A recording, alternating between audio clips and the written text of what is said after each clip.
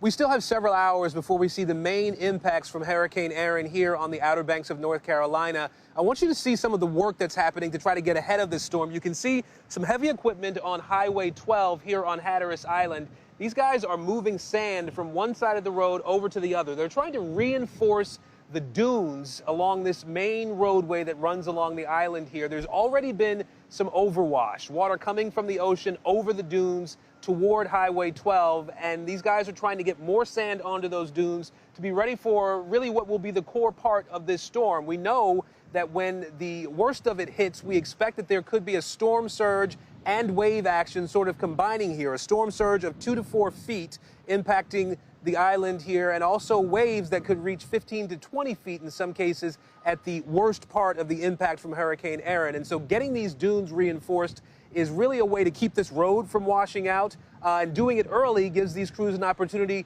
to also be able to come back and not have as much damage done already, because they know that there are going to be portions of this road that will wash out.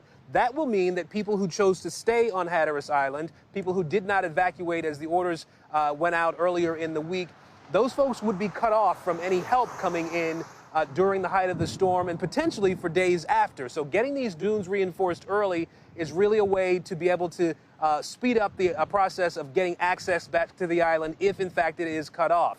The reality is, for folks up and down the eastern seaboard right now, it is that this storm is going to have impacts on beaches in particular. There are warnings up for people not to go into the water because the rip current is going to be so dangerous. There will be rain falling, there will be tropical storm force winds blowing, particularly here in North Carolina, but there are watches in place in Virginia as well. We've seen beaches closed from Florida up to New York.